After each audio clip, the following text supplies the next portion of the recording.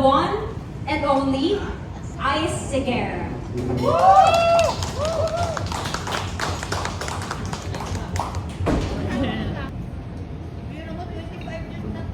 Yes, it's ano, 25 years ago. So how does it feel? Parang kasama ko rin sa... Yeah, actually nakakatawa. Parang bilis, no? Parang bilis. I mean, ako yun yung pakiramdam ko. Parang ang bilis ng panahon na 25 years na yung lumipas when we first released this. So, and I remember the first time I released it, of course, you were there, di ba? And I've seen some of you guys there as well. So it's just nice that I really feel like this is a, you know, a moment na magkakasama tayo lahat. At naalala ko nag-account na sa concert mo. Oo, trip-trip lang yan eh. Hindi ko makalimutan. Trip-trip lang yan eh. Pero ano ba ako? siya. Oo, nag-down ako sa concert mo. Wala lang, trip lang. Ang bulaga. Diba? Ice, what's your favorite lines? Bakit? Favorite line ko sa song? Yung bridge, actually. Di ko siguro bukas, di pa rin ngayon, pare mo balang araw, tumating din yun. Ako, for me, that line is really not just my favorite, but I think it really sums up what the song is about. Kasi di ba tayo, di ba, when we want something to happen sa buhay natin, and sometimes there would be days that we feel like we're losing hope. Yun yung pinanghahawakan natin. Malay ko, mangyari yung mga bagay na ninanais natin. Darating yung tao na yon na I'm hoping na sana para sa akin. So yeah, for me that's my favorite line. Anything else to you? Yan pala. Has pagdating ng panahon meant anything else to you, looking back, nung una siyang, since its release? I'll be very honest, when I sang the song the first time, hindi siya nag-resonate sa akin. Siguro kasi when I recorded this, I was very young. And hindi talaga ako makarelate sa kanya nung una eh. So, before na nagtataka ako kapag sinasabi sa akin ng mga nakikinig na, grabe, ramdam na ramdam ko yung kakanta mo, ganyan. Ha? Talaga? Paano? Bakit? Nagkaroon lang talaga ako ng personal na connection sa kanya was, when I got back with Liza, I remember that exact moment when I felt something different while I was singing the song. It was during one gig, parang one casino gig. Eh, bago ko lang kaming nagkamali ganito eh. Tapos, so nanonood siya, tapos, of course, di ba, kinanta ko yung pagdating ng panahon. Tapos habang kinakanta ko yung pagdating ng panahon, nakatingin lang ako sa kanya. Sabi ko, hala. Tapos, alam mo yung isa yung pinapahinggan mo yung sarili mong sinasabi mo yung lyrics ng kanta. Sabi ko, pucha, kwento namin to ah. Alam mo yun, I mean, when we first got together, tapos nagkahiwalay kami for such a long time, I mean, I never thought that we'd see each other again. I never thought that we'd give it, you know, a second chance. So parang ang sarap lang na habang kinakanta ko tong kanta na to, at tinitignan ko siya, parang siyang patotoo na, yes, you know, if it's for you, if it's meant for you, it will happen. But outside of love, di ba, marami rin tayong mga dreams and wishes, and we always say, pagdating ng panahon, pag gano'n na. But at this point in your career, when, you know, your relationship, love life is check, di ba? Career check. Meron pa bang gusto si Ice Seguera na pagdating ng panahon? Well, bukod sa tumangkal, Pwede. wala na yun. Mari mo palang araw, di ba? Wala na, hindi talaga. Honestly, ngayon, sobrang solve ako. Siguro, it's just really for our company. Alam mo yan, yung, I hope that the projects that we do will find its right audience. Alam mo yan, be successful. But, solve ako sa love life, mean, kahit, di ba, even like my family life, even if my mom and dad, they're not here with us anymore, parang I felt like, I did good. So, I'm very content with what I have.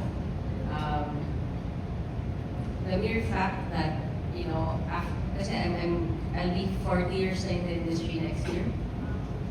So the mere fact that I get to do the thing I love to do every day and sustain my family by doing that, yun pa lang, it's a really big blessing. And alam mo yun, parang, and at the same time, yung parang yun, di ba, the relationships I've had since way back, I still have now, alam mo yun.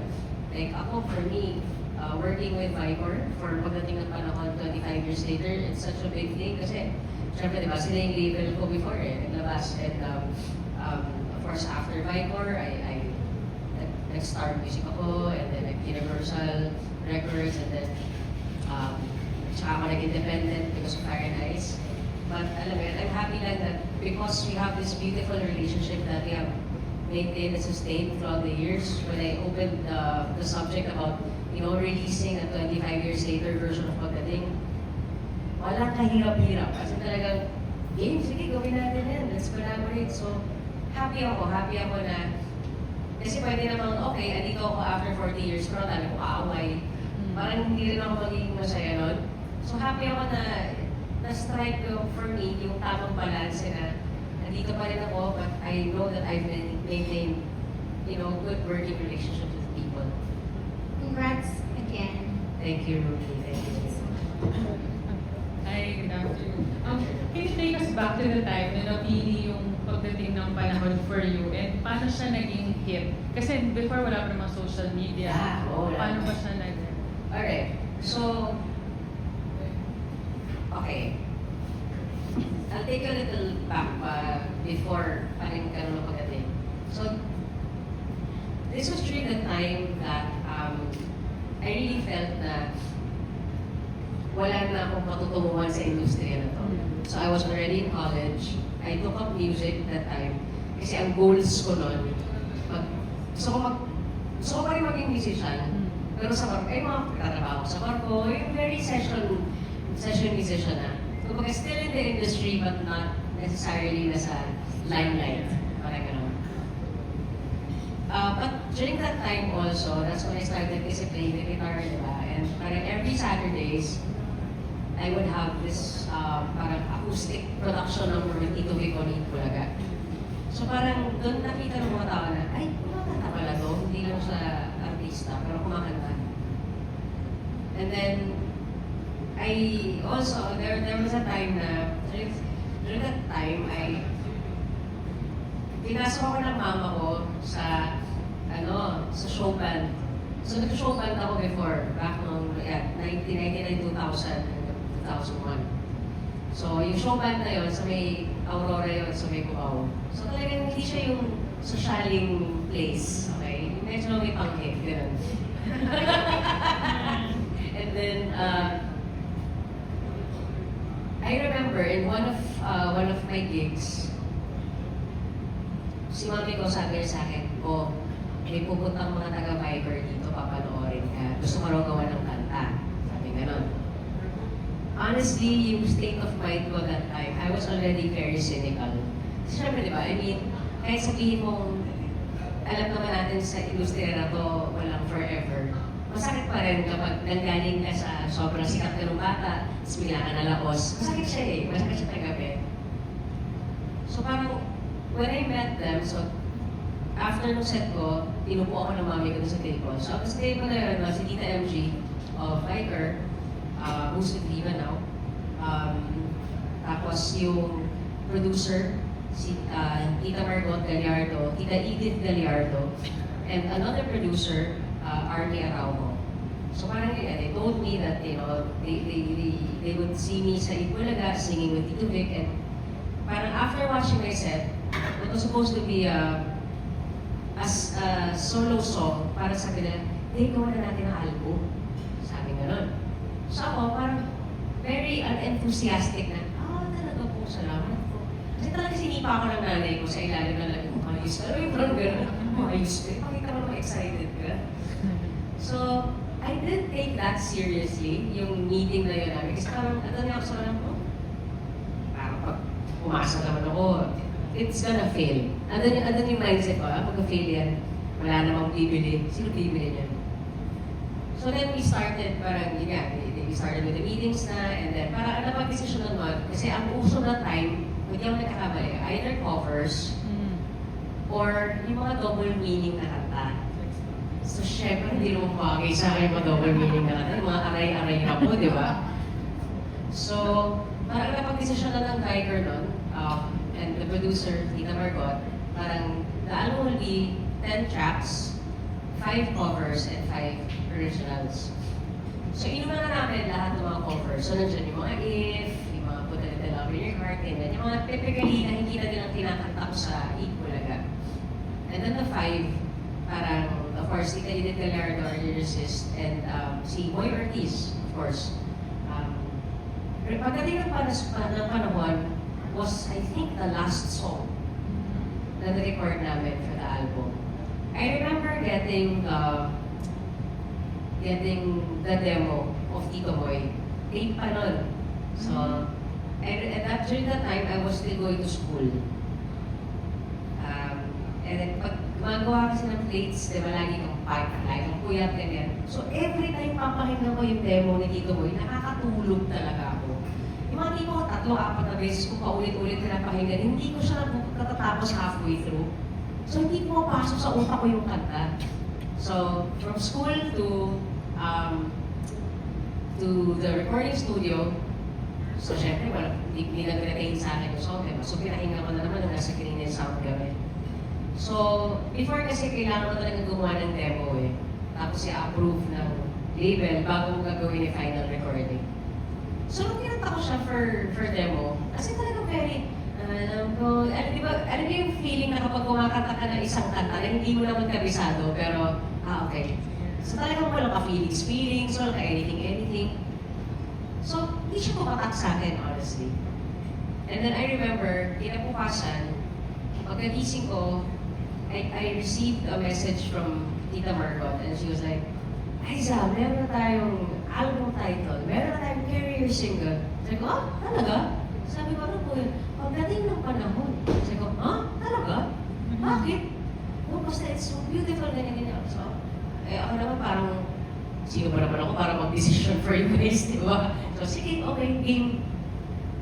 But, I mean, when I was recording it, wala siya yung parang lukso ng dugo na, oh my God, I think this is gonna be wala siyang ganun at all. As in talagang, wala, it was just me recording a song. And then, tama ka, since wala pang social media noon, talagang it was all radio. So, uso pa ganyan, may placement ka sa, di ba? So, I remember the launch of the song, I was at home, nakabukas yung radyo ko kasi hinihintay ko dahil alam ko 12 noon, lalabas siya. Tapos, gumagawa ko ng assignment noon. Nung narinig ko na yung big VO, meron sila munang parang VO na, and now, the new song from Isa Sigera. Tawag yung mami at daddy ko, so nakikinig kami, sabay-sabay kami. Tapos parang, ang sarili lang ng feeling, pero wala pa rin siya, oh my gosh, it's gonna be a hit. Wala siya talagang ganun sa akin. And then of course, at that time also, naganap yung mga pirated albums, di ba? Yung mga bibili ka lang ng, di ba? Magkano. So, dahil kinabahan kami dahil doon, so gagawin namin, mag-pull out kami sa Viber ng mga ilang boxes, tapos kilala ko namin yun sa iba't ibang lugar, sa opisina ng tatay ko, kung saan-saan, sa school. Tapos, sinasabi namin na kapag sa amin sila bumili, may pirma ko. So, yun yung pangkako na. Bumili sila ng original kasi nga dami mga pirated. When it first came out, I remember hindi pa siya ganun kabulusok eh. It was medyo mabagal pa siya. Because I remember doing 2 mall shows na I felt really deflated because there were less than 30 people watching. So parang, okay. I mean, it's parang for me na, it's a good thing na you know, hindi ko inasahan to. Alam mo yun, I just did it because I felt at that time I had to do it. Pero hindi para alam mo yun, iswell ko yung mental health ko at lahat ng pride ko dito sa bagong project na to. So, okay. And then, I got a call from Vicor at the time na I had to guest sa SOP to promote the song. So, of course, promotion din yan. And then, after I sang the song, kita ko si Tita MG lumabas. And she was already carrying the Gold Record Award. So I was like, what? But then after receiving the Gold Record, may sumunod na lumabas carrying the Platinum. So parang nung nag-gold siya, after a week or a week and a half, it hit the Platinum mark. Just like that. So talagang from then on, tuloy na siya. And this was during the time that gold is I think 20K sales and then platinum is 40. So talagang sarili siya for me. And para lang ma-appreciate namin, ano yung naging effect nun sa buhay mo that time? Naging mabilis ba yung parang change din sa career mo? Well, Or sa... yung pinaka-effect niya na feel ko, so that same day when I got the 2 awards, because right after that SOP guesting, meron akong mall show to promote the song, at least the album, sa SM Bacoor. So imagine, di ba, yung ganito kanina na nag-promote ako, nag-mall show ako sa Evergold Expo, nag-30 yung mga nanonood, hindi pa lahat bumili. Ito, pagpasok ko ng SM Bacoor, literal, kahit saan ka lumingon, may tao. Kasi talagang walang, sabi nila na hindi mo mahulugan ng karayo. Literal gano'n siya. So, the mall show started at 4. Natapos ako kumanta ng mga 5 p.m. So, after that is album selling na, di ba? You have to sign all the albums that, binili ng tao. Tapos na yung, nagsara na yung mall, Hindi pa tapos. nakapila pa rin yung mga tao. So I was like, wow, okay. So this is something, for me, unprecedented. I've never experienced that before. And yun na, nagtuloy-tuloy na siya na ganun parate. So, it felt good na, kasi, mind you, this was also during the time when we were promoting Pagdating. Lumabas yung balita that at the time I was lesbian. So, talagang pababa yung magiging hopeful ko na may chance makalipat tong kanta na to. But it proved me wrong. And I'm glad I was proven wrong. Alam mo, it was very humbling na sa sobrang dami kong pinupok na kung ano-ano sa utak ko, hindi pala. Alam mo, that if it's something that the people can actually relate to, no matter who sang it, kahit ano bang itsura niya kumanta na yan, alam mo yun, if it connects to the people, it will connect to them and they will show their appreciation. So, I'm glad I was proven wrong that time. Thank you. Thanks, Madam. Hello, Ice. Dito. Ay, sorry, last off sa namin. Siguro I just wanted to ask, since you're celebrating 25 years of Pagdating ng Panahon, what's the difference between singing the song back then and singing the song now? Dati talaga, siguro kasi nung nirecord ko ito Pagdating, hindi ko pa talaga nakikita ko yung sarili ko as a singer. Alam mo yun, it's just something that is part of my job that I have to do. Gets? Parang, hindi ko patawag ko yung sarili ko na singer, na proud of, oy, guys, singer. Hindi siya ganun eh. Kasi marami yung mga favorite singers ko, ang gagaling nila, and I'm nowhere near that. So parang, feeling ko ba imposter syndrome ako? So syempre nung kaya yung Pagdating ng Panahon, kahit everybody around me was telling me na, uy, ano yung pagkakanta mo, uy, ganito, parang, feeling ko, kinanta ko lang siya. But, of course, 25 years later, with all my experiences, now I think I've owned who I am as a person, and now I can proudly say I am a singer. Kumbaga, nahanap ko yung sarili ko sa pag-awit.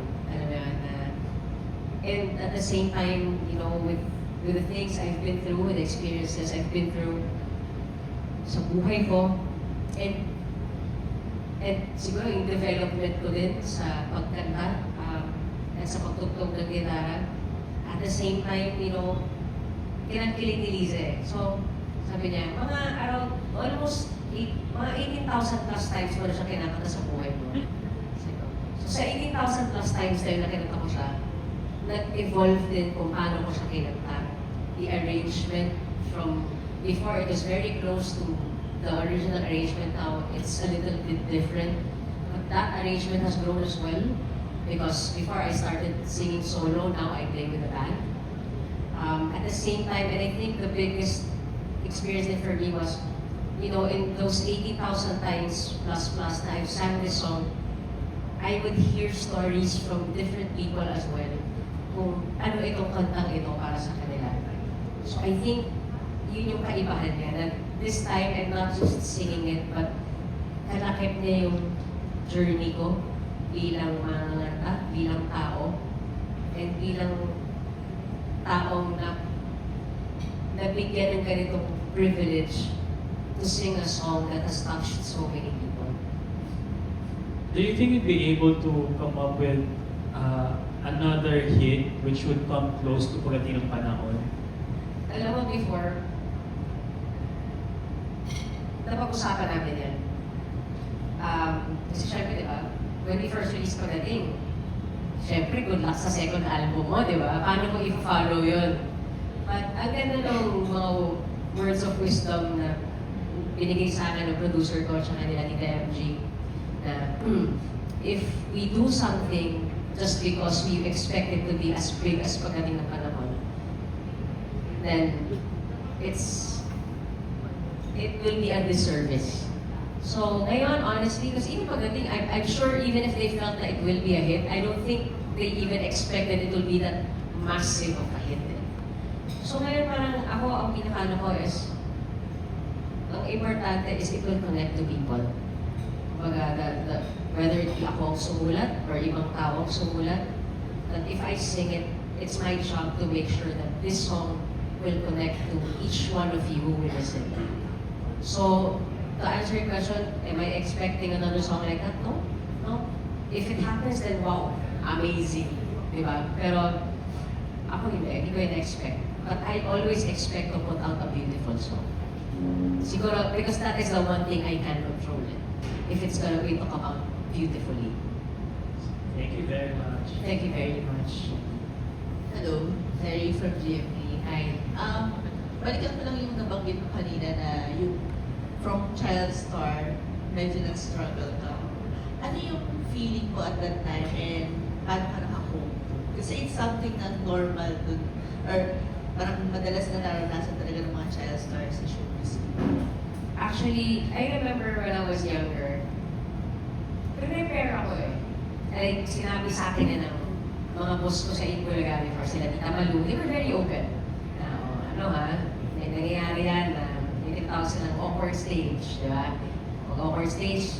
So, mentally, na-prepare ako. But the emotional part of that, yun ang parang, kasi akala ko pag na-prepare ko yung utak ko, ganun kadaling tanggapin. But during that time when, kasi honestly kahit nung time na laos ako, I never stopped working eh. Para mas tumobol time pa nga eh. Kasi, you know, I was supporting my family. So, since nabawasan yung income ko, kailangan ko maghanap ng iba pa, di ba? So, I never felt like I stopped working. Pero, the feeling of, you know, before, kahit saan ka magpunta, ngumiti ka lang, mga tao, syempre, cute ka ng bata, di ba? Pero nung meron tumanda ka, parang, pucha, kailangan mo na mag-alabdim, kahit, you know, yun, taliwas sa damdamin mo, di ba? Or, kunyari, mag-show ka, before, dami ka na ulit, ito, wala. Or, even no, nung time na nag-show band ako, I remember, ang binigay sa amin mga patay na araw, Tuesday, ganyan. So talagang, ang nanonood ng dalawang table, gano'n, yung isa pang table doon, sila mama ko. Tapos yung isang table na nanonood, lasing, hindi naman talaga nakikinig, gusto lang uminom. Ang sakit niya eh, masakit siya talaga. Pero, yun eh, di ba? So paano ako nag-cope? Honestly, hindi ko alam. Hindi ko alam. Siguro it was a good thing also that I was in school. Kumbaga, kasi imagine mo kung talagang ito lang yung mundo ko, siguro it would be harder. But since kahit pa paano I was able to balance my normal life, like, you know, my life outside of the industry, I still had friends. Alam mo yun, yung kahit pa paano may ganun siyang aspeto na na-enjoy ko.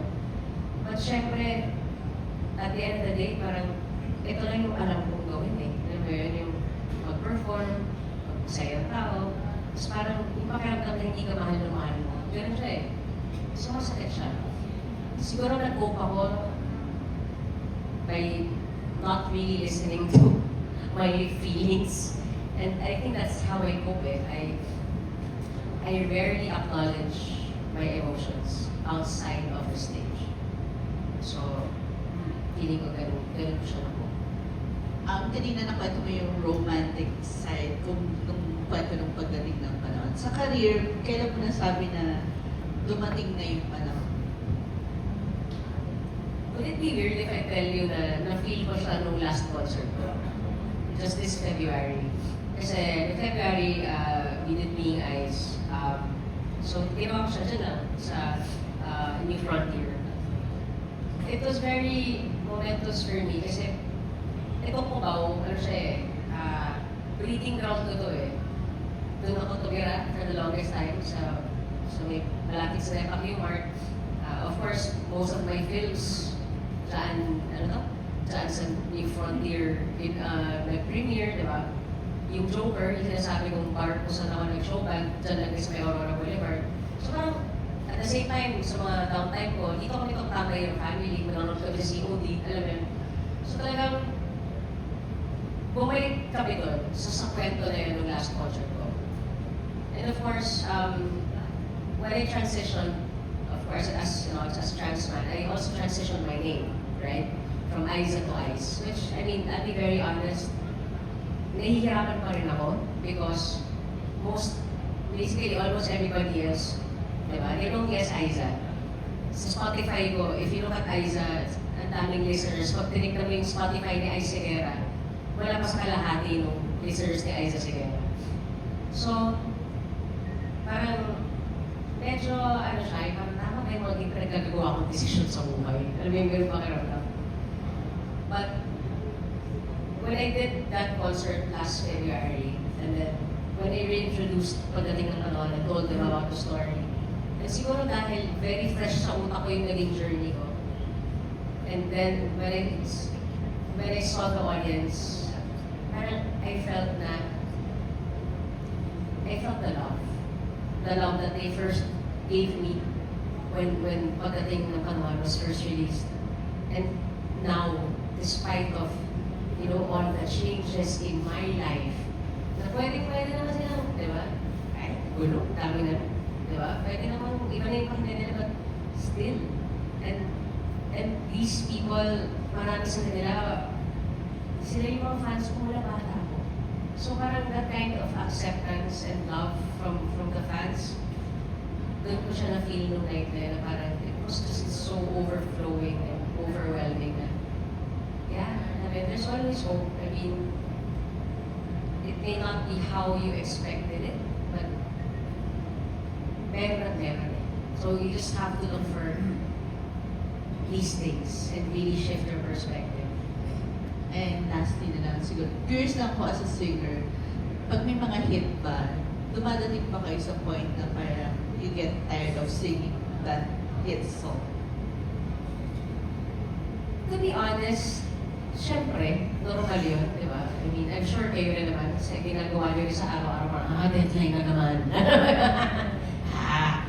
Interview na naman ako.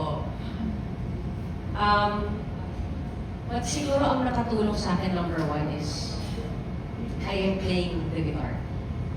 Kasi siguro kung nakakahon ako, dun sa kung anong -1 na meron ako, wala na. Board na. And number two, and I think this is the most important one, I am a singer. And in every stage na inaakitan ko, there is always one person na first time niya maririnig itong pagdating ng panahon, or whatever song, or first time niya ako maririnig kumanta. I cannot give them a half-assed performance just because sama na ako eh. So whatever it is I'm feeling that day, whether it be like, I'm full of energy or tipong ayoko tumayo ng kama, I owe it to the people who came all the way from wherever, paid good money to watch my show, to watch my concert, to watch my gigs, that I give them the best performance of pagdating ng panahon and sing it like it's my very first time. Yeah. Thank you. Hey guys, so between the time na 30 lang ang nanood sa mall show and magkasunod na awarding na Golden Platinum agad, na-trace mo ba kung sino o ano ang nangyari? Meron bang DJ na nagpatugtog that made the difference? Or meron bang show ka na pinag-promotan? Alam mo, hindi ko alam if there's one specific person, but I remember kasi that time, you really have to do the rounds eh. Like, naalala ko, pagod ako kasi, okay, at least sa Metro Manila, yung mga radio station, may elevator. Pero pag pumunta ka na sa mga iba't ibang mga regions, sa provinces, ibang estasyon na sa 4th floor, na sa 5th floor, walang elevator, lalakarin mo talaga. Tapos talagang susulurin mo yan eh. So talagang feeling ko, it's not just one person, but the marketing and promo team of Viper at the time, talagang train na ba ako? Talagang train na ba ako? I mean, of course, with all the deals that they had with these different radio stations, I'm sure even the TV shows that we guested at, like of course, Kiko Lagamo gave very big support. But it was the stations talaga for me. Kasi, di ba, saan ka naman makikinig ng music kundi sa mga radyo? So talagang, when I started hearing the song sa mga medyo malalayong sitio at nasa radyo nila, that's when I knew na, it's not just a normal song. Nagkaroon ka ba ng time na nung pumutok na yung pagdating ng panahon na, kasi sobrang laki eh, di ba? Na ni-resist mo din yung success na yun. Only because for a long time, nasanay ka na ganito na lang di ba? Did some people try to change you or were you expected to do different things now na superstar ka na ulit? Ang natatandaan ko lang nun was yung sinabi ko sa sarili ko that now that I am back, I will still give my best every single time. But ang binago ko nun was, before kasi I remember, konting sabi lang ng mga tao sa akin na ganito ka, ganyan ka, blah blah. I tried to change who I am. But sabi ko sa sarili ko, this time, whatever is personal will remain personal. Kumbaga, kahit paano, yung trabaho ko, ihiwalay ko siya sa personal na buhay ko. Kasi that's the time also that, may partner na ako, and fearing nga na that will, change people's perception of me because as lesbian, I mean, at the time, during the early 2000s, it was a big deal, right? It was a career ender, di ba? If you're part of the community. So sabi ko sa sarili ko, at least that part, aalagaan ko yun. I cannot do this again na at just sinong whim ng whoever, papaguhin ko yung sarili ko just to please other people. Kasi feeling ko, I can be who I am naman. I can do my job properly without changing who I am. And I'm glad I made that decision. Kasi feeling ko, of course, after pagdating na panahon, after the other albums, hindi naman siya parating pag ganun eh. Di ba? In our industry, we know that. It's always like a roller coaster, right? So imagine if hindi ko ginawa sa sarili ko. If na-feel ko ulit nag-dwindle na naman siya, ayoko magkaroon ng resentment eh. Di ba? Na dapat, hindi naman dapat magkaroon ng resentment eh. It's ganun talaga. It's the nature of our job eh. But because I was able to live my life authentically, hindi ko give up yung mga bagay na alam ko magpapasaya sa akin just for the sake of having a career. I was able to maintain my peace of mind and still continue. Okay. Okay. Alam naman natin kung ano ang papel ng TVJ sa success ni Aiza Seguera. Pero kay Aiza Seguera, ano ang support ang binigay nila? The mere fact that with all the changes that has happened to me, they accepted me for who I am. It's a big thing. Kasi they could have done otherwise. Di ba? Ayos ka na ngayon. Sorry pero hindi namin kaya tanggapin yan. And we all know the following of TVJ. Di ba? I mean, such a buong Pilipinas Hindi lang. Kami Pilipino. Pag may mga idols sa kanila. So imagine, even just one of them would tell me, or at least, parang diba, sabihin on screen na, you can't be part of us anymore. That would hurt me big time. Nangingi ka ba?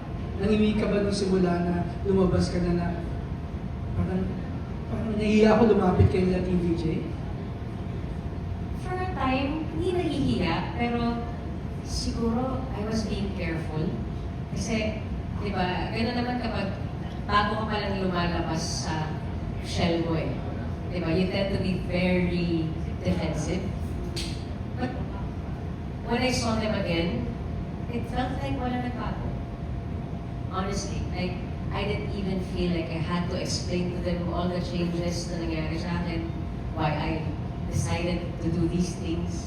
They were just there. Like how they've always been there. So parang, and now, di ba, halos, every time I have something, I always have the platform, to best say Bulaga every time I need to. I directed yung clothes na concert. It's such a beautiful symbiotic relationship na I'm just glad na, yun nga, parang, I think, if totoo ka sa sarili mo, and they truly love you, kasi diba, kapag mahal mo isang tao, whatever their decision is, you will be happy for them. And that's what I felt.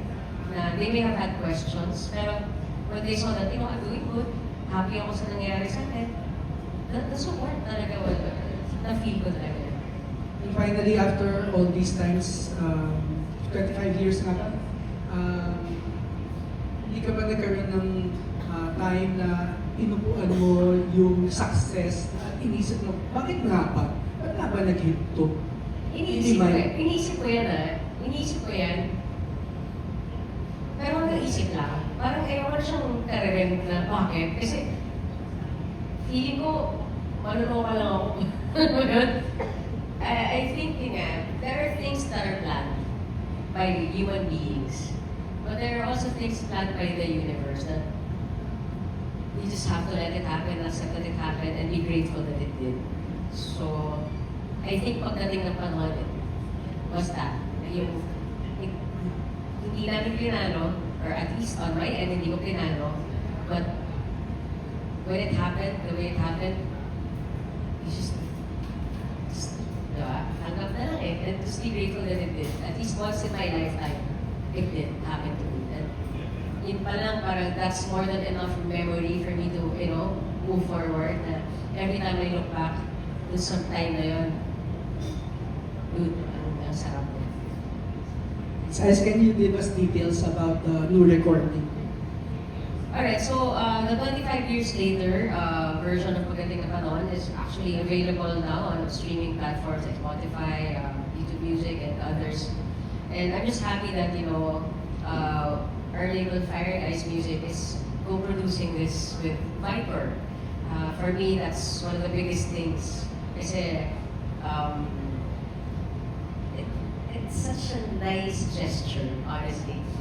Kasi diba, pwede ka naman mag-move forward sa buhay mo without forgetting the people then who actually helped you get to where you're at now. So I'm happy I'm doing this with Viper. And I'm happy that the relationships also we've built with the songwriters, of course, Moy Ortiz, the composer, and Edith Gallardo, our lyricist. Ang ganda pa rin, buo pa rin. So I'm just excited for the people to actually listen to this.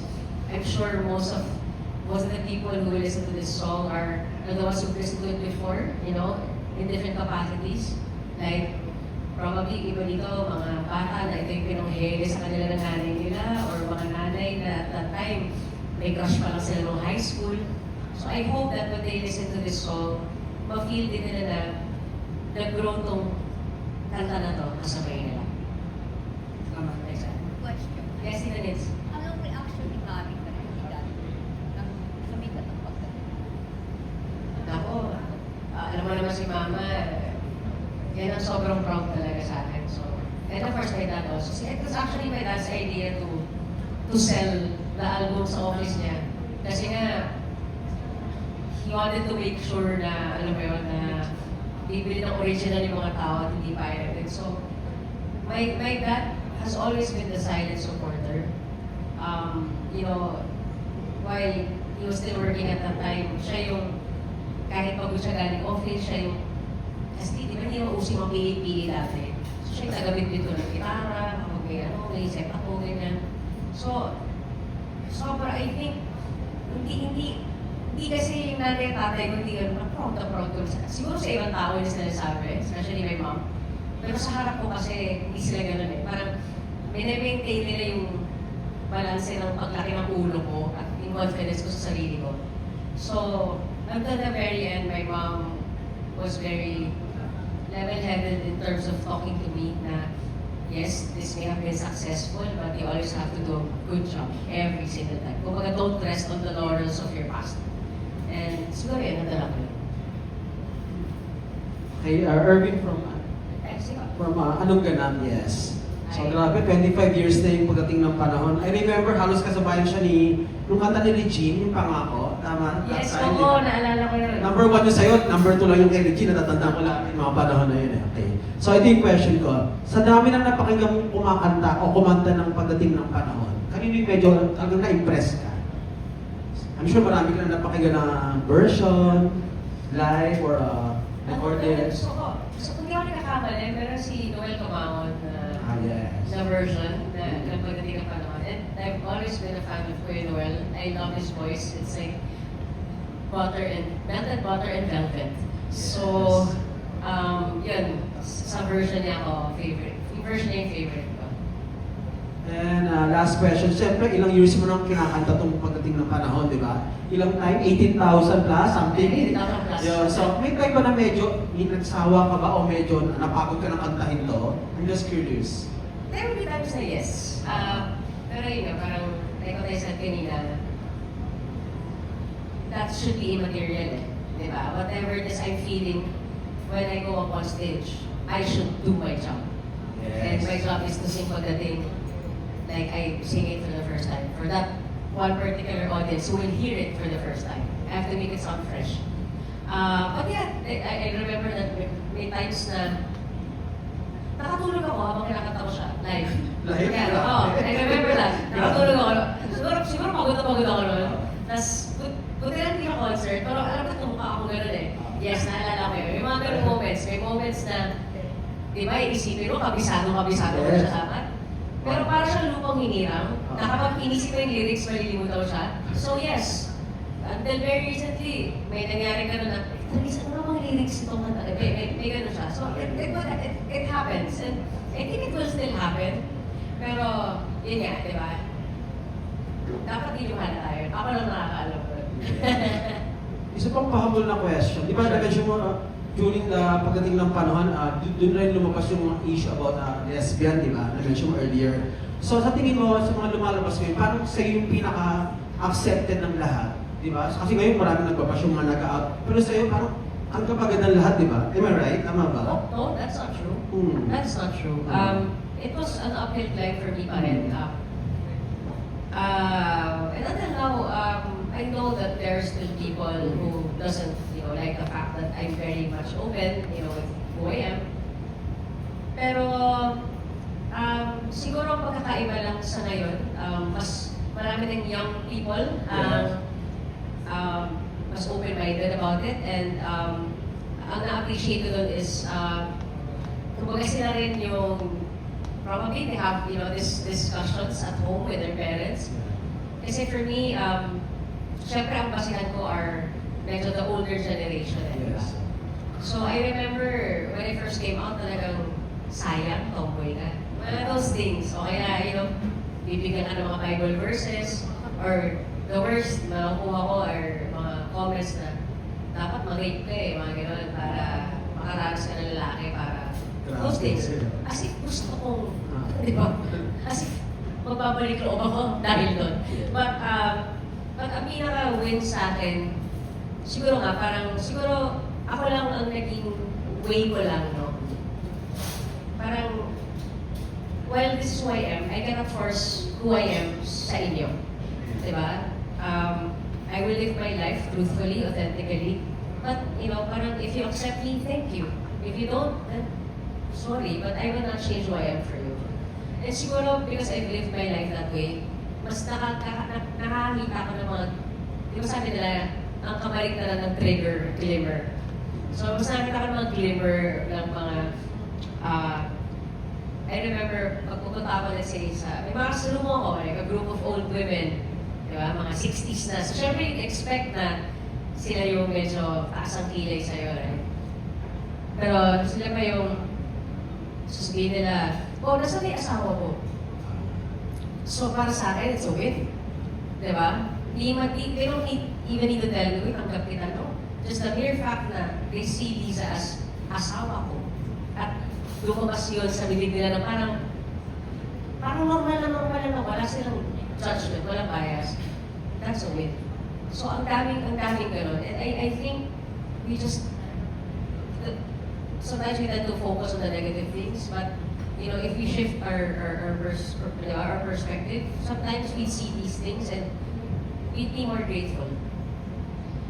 Thank you. Best of luck sa new project. Thank you very much. Ay, isa. Hello? Ito po tayo sa, hello, table number 5. Yes. Table na. Dumating na po ba yung sisig sa table? Nakita na po lahat, kompleto na po ang orders. Charas. Direct. Direct, considered ka na as an OPM hitmaker, icon ka na. Hindi lang on the strength of pagdating, no?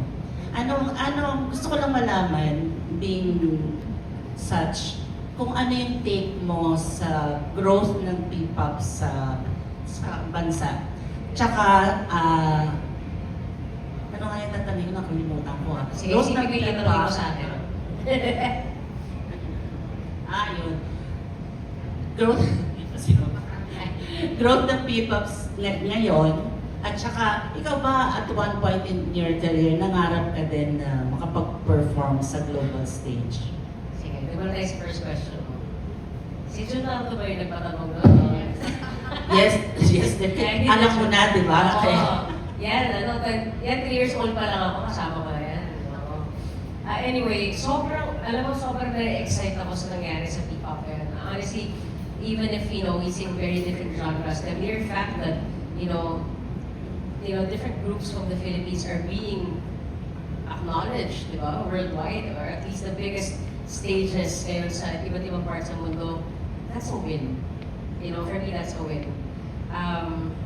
Kasi, sa totoo lang, ang galing ng Pilipino eh. Ang galing ng Pilipino. And it makes me sad that, alam mo yun, parang marami sa mga magagaling sa atin at kailangan pang sumali ng mga British Got Talent, America's Got Talent, di ba? Para makilala na, so happy ako na, acts like Beanie or let's say SB19, di ba? Parang hindi nila, kumbaga, kaya nila dalhin yung sarili nila doon. And I hope that this opens, it will open doors to other acts as well. Whether it be P-pop or, different genre of OPM, but I really hope that this opens opportunities for different acts as well. And to answer your question, alam mo, never ko siyang pinangarap. I mean, I would love to sing with my favorites. Yun ang pinangarap ko. So, Like who did? like you. Like you? Game. Okay. Pinangarap ko makasama sa set of Lalo si Sarah McLachlan, Indigo Girls. Yan. So, happy ako, hindi ko man nakasama. Si Alanis. Well, hindi ko man siya nakasama talaga, but I'm happy I opened for her. Siguro kasi, ewan ko, parang hindi ko rin talaga nakikita yung sarili ko ko sa malaking entablado. Parang, bukod sa ang liit-liit ko na, parang feeling ko parang, ako as an artist, as a singer, I really prefer performing sa smaller venues. Kasi, I think I'm the type of singer na gusto ko nakikita ko yung mga kinakantahan ko. Naririnig ko yung awit nila, na pwede kami magkwentuhan whenever I feel like it. Parang, kasi alam natin, di ba, when you perform sa bigger venues, it's talagang planned na, talagang rehearsed na talagang. And ako, when I perform sa smaller venues, I love the spontaneity of things. That's where I feel most alive. So siguro, I mean, hindi naman ako plastic na pag nabigyan opportunity, game. Pero para sabihin, ginol ko siya, pinangarap ko siya. Is that the same as saying na yung superstardom that comes with that, yung performing in a much bigger space, hindi mo masyadong Hindi ko man feel. I really love my privacy. I enjoy it. Kumbaga, I think na kapag set naman na rin ako ng healthy boundary, na alam mo yan, na ito yung alam ko pwede kong i-divulge sa mga tao at mga bagay na para sa akin lang. But siguro kasi matutuwa rin ako. Alam mo, parang nasa 40 plus na rin ako na na-enjoy ko na yung nasa bahay. Alam mo, may mga ganun siya. So, relate si Jun. so alam mo, enjoy ko yung hindi ko kailangang mag-effort na susuotin ko. Yung, like yun, parang pwede ako mag-gig sa gabi, tapos aalis ako sa bahay, maliligo lang ako, tapos yung hindi ko na kailangan mag-prepare. Kasi I just love to sing. Yun lang siya eh. So parang siguro every once in a while, okay siya, that preparation. But for me to do it all the time, feeling ko that will start the burnout for me. Thank you, Directa. Naalala ko na ngayon yung dapat segue ko, Oh, na dumating na yung panahon na yung Pinoy artist nasa global stage. Yes, sayang naman. Sayang, hindi napasok. Pero pasok si Junardo, magtatanong. Hindi mga to, boss. Guys, congratulations, 25 years. Thank you. Dating. Nung, ewan ko natatandaan, ano yung feeling mo nung una mong ni-record yung kantang to with your mom, with your dad, siguro around every, anong Feeling ko, Yeah. Wala, one of those. pagod. Pagod. Pagod lang. Kasi nag-rally ako sa eskwela eh. Nung ni-record mo to? Oo. So, antok ako. Ayun. Antok na antok talaga ako nung kinakanta ko siya.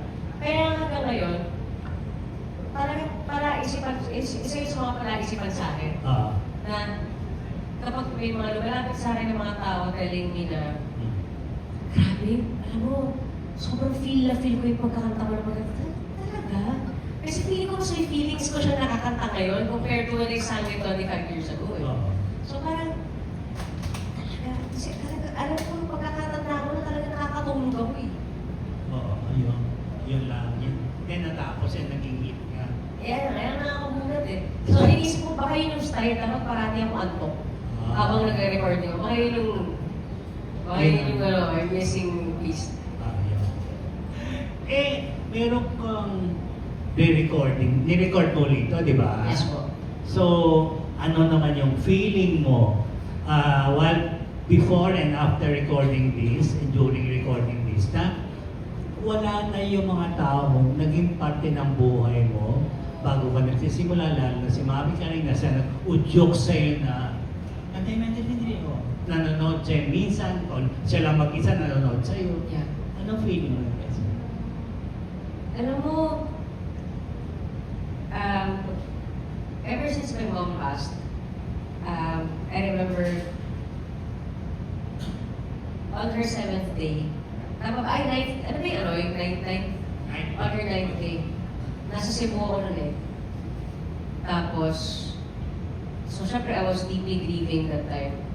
Kasi after mamatay ni Mama, may show ako agad sa Cebu. So yung ika-9th day na, nandun pa ako. Tapos sabi ko, kamusta ka na? Alam mo yun, nasa ka kaya ngayon? And so nandun ako sa balcony ng bahay ng friend ko. Tapos, alam mo yung pagka sa balcony kayo, may narinig ang mga nag-video ka sa mga neighborhood. Tapos, tumugtog yung song na I Will Be Here Okay. ni Stephen Curtis Chapman. So, ano yung pakiramdam ko lang na parang it was my mom na sumagot sa akin. Kasi naniniwala ako that our loved ones know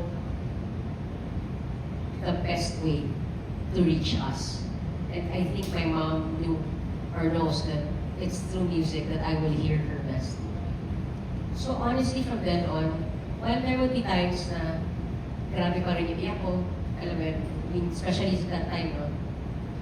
I have this feeling of comfort na even if I'm not seeing her anymore the way na I used to, hindi ko siya nakakasama everyday, she's there. She's always there.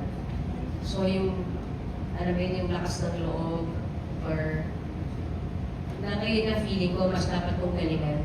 Kasi mas lagi na siya nakakapanood sa akin kasi yung dalawa na airport ko. So, kahit ngayong milestone nitong pagdating, even if hindi ko makaparinig sa kanya physically, I know. I just have this feeling that she's there. When I recorded it, every time I sing it, every time I do things. Sana hindi sa pag-makeup namin, asawa ko nandun din siya, na parang pangit naman nun. Pero, andyan siya, I'm sure, somewhere there. Oo, andyan lang siya. Hindi mo po, doon ako ko sa mama. And then, anong feeling mo nung nirecord mo ulit? Kailan mo ba nirecord itong bagong version nito? After 25 years? Siguro, February of this year lang. Ano? Kabado ko. Sobrang kabado kasi iba siguro yun na iba yung kakanta ka ng bagong kanta, di ba? Or kakanta ka ng, i-cover mo yung kanta ng ibang tao. Pero siguro kasi ako yung kumanta, tas ang massive niya. Tas syempre, I think normal naman yung mga self-doubts, di ba? Paano kung hindi na gusto? Paano kung ganyan? Paano ganyan? But siguro it's just a matter of really learning how to silence itong mga self-saboteur mo and just do what you need to do. So, but yeah, during recording, I made everyone go out. Pinalabas ko yung mga tao. So it was just me and the engineer, pinatay ko yung ilaw. Kasi talaga nung record ko yung, and I played the guitar back for this one, so proud ako sa aspect of it. But I remember when you were recording the guitar tracks, kasi imagine mo, beses ko nung natugtog, nagkakamali ako ng chords. Ano ba? Di ba? Tapos, sumasabit yung boses ko na guys. Sabi ko talaga, okay guys, sorry, feeling ko na-pressure ako. So, pinalabas ko muna talaga lahat. Just, you know, para lang mapalagay ako yung utak ko, hindi ako makakita ng ibang tao. Na parang, I just have to be alone with the song. At yun na nga, sinilang na nga yung bagong version. At sinilang na lang ang bagong. Pero may bago ka, kasama yun sa album mo, di ba? Yung bago. Sa EP. It's part of the EP na Tamang Panahon. Yung Tamang Panahon. Actually, kaya yun din yung title ng EP. Kasi nga, of course, pagdating ng panahon, di ba? Jumping off from that, na parang now, parang dumating na yung right time. Hindi lang sa karera, pero sa buhay, sa love life, di ba? So parang, I think it's a very good way of, parang, not closing it, but celebrating it. Thank you, good luck. Thank you so much. Ano? Ay, thank you.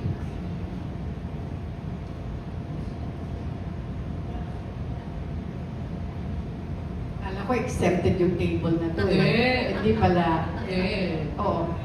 Ice, nasubaybayan ka namin. Hindi lang si Kumadring June ang, Opo. diba? Nasubaybayan ka namin lahat. You started at 3. Yes po. When you recorded this song, Pagdating ng Panahon, you were 17, am I right? 17 going 18.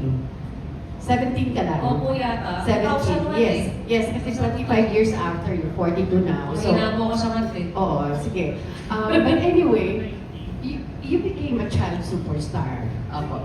Sabihin na lang natin hanggang sa dumating ka sa awkward stage na bago mo na-reinvent ang sarili mo, dumating ka sa awkward stage na for a few years na akala mo nga hindi ka na makakabalik. And then finally, this song came out in 2001. Ngayon, mas matagal pa ito, 25 years after, I'm still counting. Paano mo ikukumpara yung first 17 years, sabihin lang natin, or 16 years of your life compared to now? Siguro po, Tita Aster, the first 17 years of my life, I was very young. Alam mo yun, yung parang, I'm just discovering life as well. Going with the flow. And of course, siguro ang kaibahan nitong 25 years after, I have more gratefulness sa puso ko. Because now, mas nare-realize ko na to get here sa almost 40 years of being in the industry, it took a lot of people to help me to get here. So parang, kung before, mas may angas, ngayon parang, there's more humility. Thankful sa inyo, alam mo yun, sa first parents ko, sa asawa ko, sa mga tao na katrabaho ko from way back. And ngayon siguro, mas intentional sa mga ginagawa ko. Before, sige, whatever, di ba? Let's go with the flow. Ngayon, mas iniisip ko na. But at the same time, also prioritizing what will make me happy. Alam mo yan, and what will give me that fulfillment, not just as an artist, but as a person. So I think mainly yung difference. In terms of performance, feeling ko naman ever since bata ako, I've always given my best. And until now, dinala ko po yun sa bawat bagay na ginagawa ko. But yun lang, I think ang nagbago lang is more of the outlook and yung inner workings ko bilang tao. At nag-mature ka na. Buti naman po kung ano. Diba? Nakakalungkot ako. Hindi, that's right. Nag-mature ka na. Ibang Ice Sigera na, ibig sabihin natin yung first 17 years as compared to now. Actually, a total of 39 years ka na in this business. Can you give us the highlights of that 39 years? Oh, well, on top of my head, I like. definitely, of course, you know, the whole Eat Bulaga thing, winning, not winning, but being part of the Telvis and being part of Eat Bulaga, being part of Okay Cafe Rico, and having all these projects for films.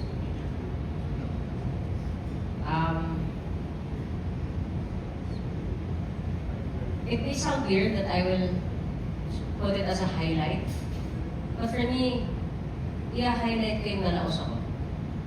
Because if it weren't for that, I don't think I'd learn things. I think it was because of those years na I felt like I was unloved or unappreciated. Doon ko nahanap din yung sarili ko. So yeah, that is a highlight for me. And then of course, pagdating ng panahon. And me coming out as trans, lesbian and then trans is a highlight because especially when I came out as lesbian before, I never thought I'd be accepted. So it's a highlight for me. And of course this one, when I came out as trans. And even with the name change to Ice Sigera, I'm still slowly building it. Slowly building the name. Because it's not easy to rebuild a name after so many years of being known as Aiza. Diba? But happy ako that, happy ako na pinanglatamanan ko siya. And siguro yun, with the recent concerts that we've done, and me directing as well, different concerts and events, and now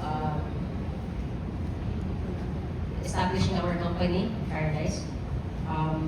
And then, of course, with the recent projects that we're representing in different project markets for film naman. And yun, Lisa and I recently finished directing our first short together. So yeah, that's like it's a milestone for me as well. So yeah, I think so far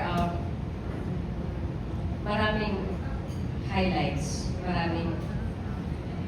and ang masarap lang is yung mga bagay na sa gitna nun, even if, I mean, looking back, siguro during that time when it was happening, it felt like a very dark moment for me. But now looking back, those dark moments in between these highlights were the times that I've learned the most. The experiences na pinagdaanan ko noon prepared me for this and the next ones to come. As what the song suggests, pagdating ng panahon, pumasok ba yun sa isip mo before, lalo na at a time na parang nasa low part ka ng career mo? Hindi po. Hindi po kasi nung nasa low part po ako ng career ko, ang pinaka-iniwasan ko is pumasa. Magkaroon ng hope. Kasi feeling ko at that time when I was at my very low moment, kapag magkaroon ako ng hope sa puso ko, baka yun yung ikabagsak ko. So if before I thought that if I remain cynical about life, then I won't feel as disappointed. As compared to if I feel may tinge of hope with everything that has happened before, baka lalo akong mag-break. So feeling ko that was my defense mechanism. But kaya ko kanina sabi ko na parang neto ko lang na-embody talaga yung kanta. That I may have been hiding that tinge of hope sa ilalim ng lahat ng mga disbelief ko at doubt na meron pala na nandun. And nabuksan lang siya when I saw the people that after so many years, they were still there. Lastly, although ang song na pagdating ng panahon made you as a singer-performer, is there any particular song that would best describe you as a person? Wow. Wala akong isip. Best describe me as a person. Wala akong maisip dito, Aster. Example na lang. Ikaw, may naisip ka bang kanta? Nag-best describe? Wala akong maisip eh. Hindi, naalala ko lang yung kanta ng paborito mo for your mom, I Will Be Here. Ayun. Diba? Parang pag nandidinig mo ba yung kantang yun, anong nararamdaman mo?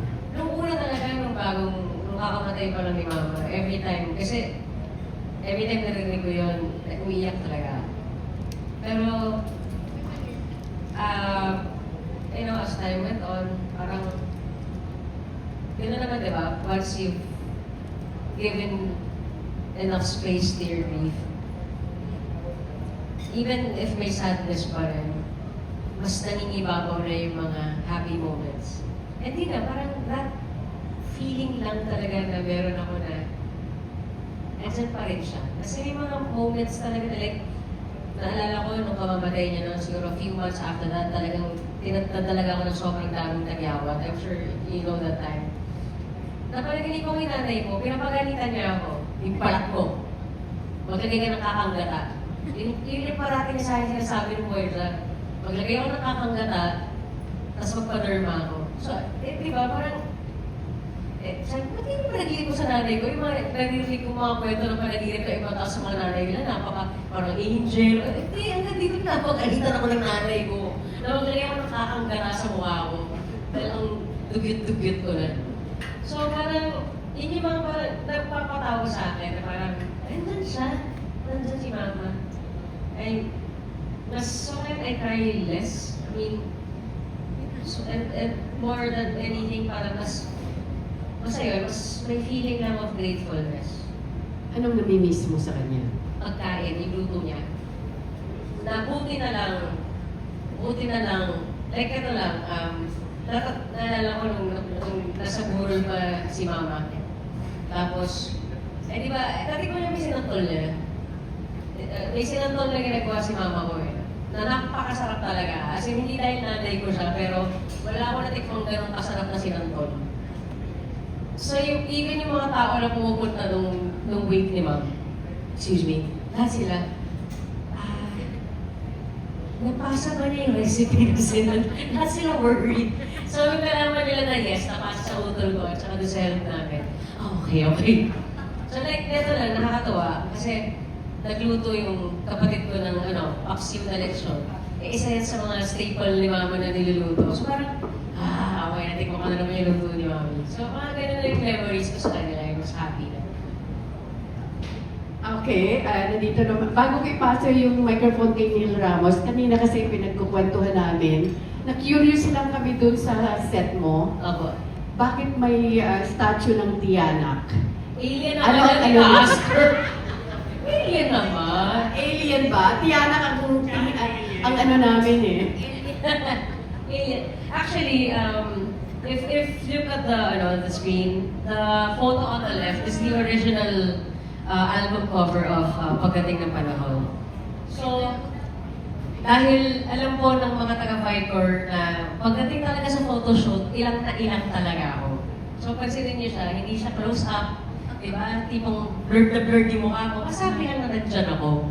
So, for me to be comfortable, eto pong nasa left, yung original na album cover, sa kwarto ko po yan. Tapos, yung alien na yon, yan yung CD rack ko. Lalagyan ko ng mga CD yan talaga sa kwarto. So, nilagay lang nila nun as props. So, natuwa lang ako na nung we were doing the 25 years later cover, tabi pa pala ng kapatid ko yung alien na yan. Yes, it's the same alien without the CD rack lang. But, yeah, medyo marami na siyang pinagdaanan. Marami na siyang fractures, no? Pero buhay pa. Nasaan siya ngayon? Ayan. Nasa sa'yo. Dahil nasa utol ko. Tapos pati yung tambol na yun, yung maliit na nasa baba, yun din yun. Butas na siya ngayon, pero nandun pa rin siya. So wala lang, parang it's just nice to put like elements na lagi namin before. Sana hindi namin na 20 yun sa 50th year. Sa 50th year. Thank you po guys. Hi, Direk. Good afternoon. Hi, Vinny. Boss, na late lang mo ng konti. I'm not sure kung nakwento mo na. Na-late niya.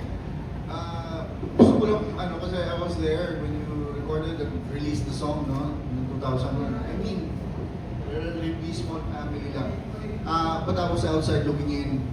Gusto ko lang malaman direct yung proseso, the whole thing. When you first heard the demo, yung actual recording process itself, tapos yun nga, bit of insight into that moment in your life na dumating sa'yo yung song na Pagdating ng Panahon. Okay, so na-late ka nga talaga.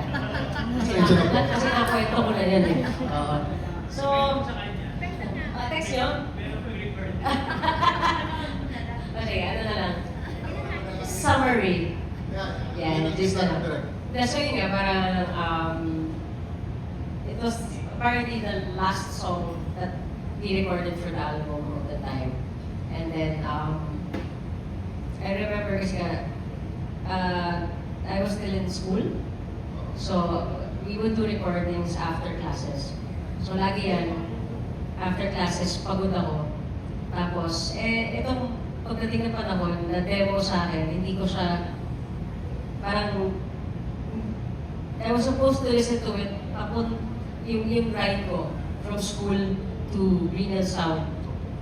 Kaso, nakakatulog ako sa sobrang pagod ko.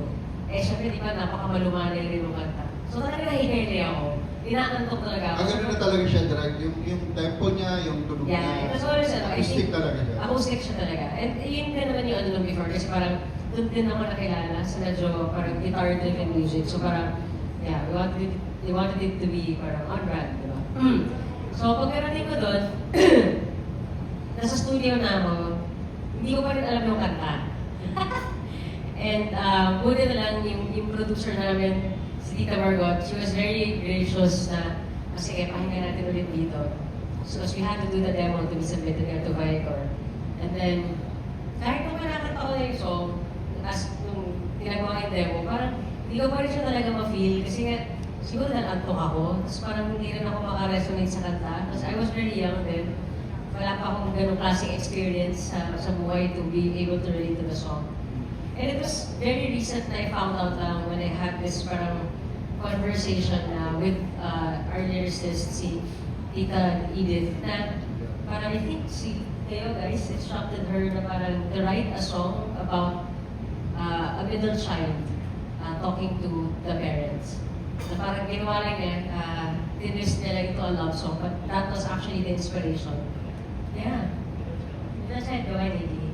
So, ayun. Eh, syempre, ako, panganay. So, hindi ako makakaroon. Para sa inyo itong kanta na to. So, yun.